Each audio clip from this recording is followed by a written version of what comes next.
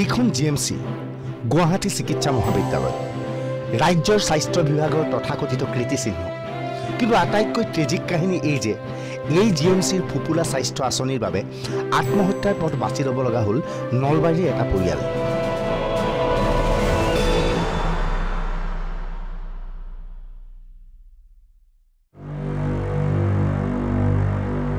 ব্ৰহ্মপুত্ৰৰ বুকুত সোমবাৰে বিয়লি আত্মহত্যাৰ পথ বাছি লৈছিল বৰুণ কলিতা অনামিকা কলিতা আৰু তেওঁলোকৰ 11মহীয়া কন্যা ৰিয়াস্মিতাই এই পৰিয়ালটোৰ মৃত্যুৰ বাবে দায়ী কোন জানেনে দায়ী আন কোনো নহয় দায়ী স্বাস্থ্য বিভাগৰ তথাকথিত আঁচনি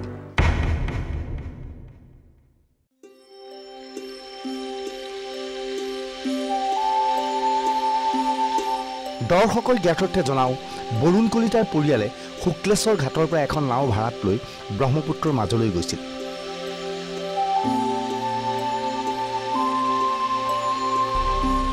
ব্ৰহ্মপুত্ৰৰ মাজত সন্তানসহ পানীত জঁপিয়াই সমগ্ৰ পৰিয়ালটোৱে আত্মহত্যা কৰিছিল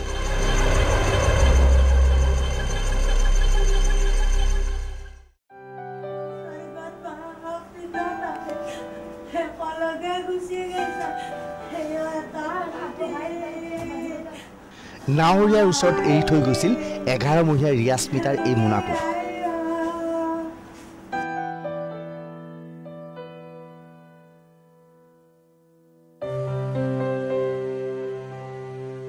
এয়া চাওক নদী আৰক্ষীয়ে মোনাটোৰ পৰা উদ্ধাৰ কৰিছে কণমানি ৰিয়াস্মিতাৰ গাখীৰ খোৱা দুধদালিটো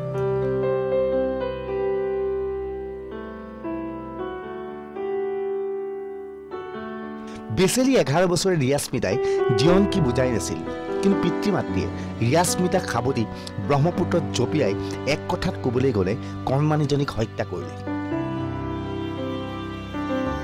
নলবাৰীৰ এই পৰিয়ালটো গুৱাহাটীলৈ আহিছিল কিয় আচলতে এটা ব্যক্তিগত কোম্পানীত চাকৰি কৰা বৰুণ কলিতাই চাকৰি এৰি এখন দোকান খুলিছিল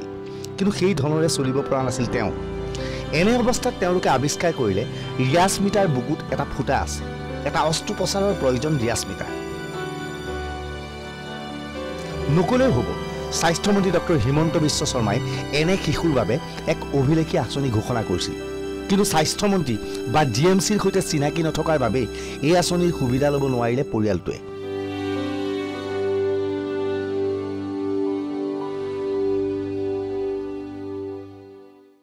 বৰুণে কৈছিল যে মই জিএমচি দেখিলোঁ আৰু মই জিএমচি দেখুৱাম আন্দোলনত চিকিৎসা কৰিব যাম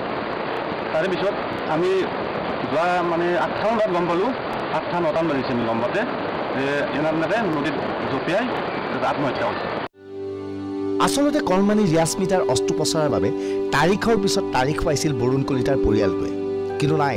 স্বাস্থ্য বিভাগৰ তালিকাত স্থান নাপায় দৰিদ্ৰ পৰিয়ালৰ এই কণমানি 11মহীয়া ৰিয়াস্মিতাই চৰকাৰে যদি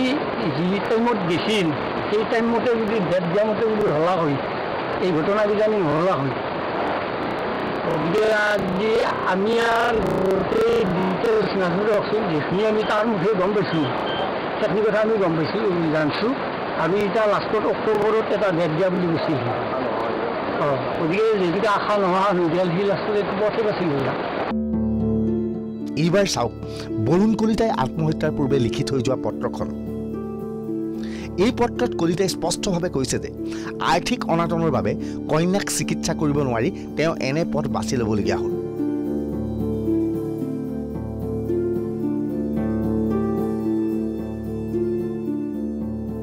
ধাৰৰ পিছত ধাৰ লৈ অসহায় হৈ পৰিছিল বৰুণ কলিতা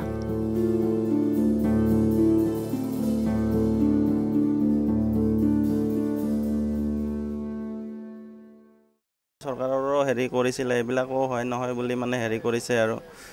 প্লাছ মামা যিজন চাকৰি কৰা মামাজনে মানে গোটেই চিকিৎসাখিনি কৰি আছিলে আৰু প্লাছ এই যোৱাকালি তাৰমানে লোনো এটা লৈছে তাৰমানে আহি কিনে তেওঁ মানে হেৰি কৰি কিনে পইচাটো লাগিবই দানত ৰাখা মানে হেৰি কৰা মানে তেনেকুৱাত তেওঁ লোন হেৰি কৰিছে চেংচন কৰিছে আৰু ইপিনে এইটো খবৰ শুনিলে তাকে লৈ ৰাতি কান্দি আছে মামাই দিন শুনা নাই আহি বৰ মৰম দেউতাৰে মই দুখ কৰিলে কয়হে মা দুখ নকৰিব আপুনি মই বৰুণৰ আৰু অনামিকাৰ মৰমৰ স্নেহৰ কথা ৰিয়াস্মিতা 15 দিন আগতে মেডিকেলত আহি তাহোঁ চিকিৎসা কৰিছে ময়ো আহি খবৰ লৈ মৰম কৰি গৈছোঁ আৰু অহাকালি যাম বুলি ভাবিছিলোঁ এনেতে আৰু ৰাতি 7টা বজাত গভীৰভাৱে শুনাৰ পাছত মই ভাঙিয়ে পৰলোঁ বৰুণ কলিতাৰ এই পৰিয়ালটোৰ আত্মহত্যাই কি সূচাইছে কেন্দ্ৰীয় স্বাস্থ্যমন্ত্ৰী গোলাম নবী আজাদে চাৰ্টিফিকেট দি যোৱা এয়াই নেকি ৰাজ্যৰ স্বাস্থ্য বিভাগৰ প্ৰকৃত স্বৰূপ হিমন্ত বিশ্ব শৰ্মাৰ লগত ইয়াৰ কোনো উত্তৰ আছেনে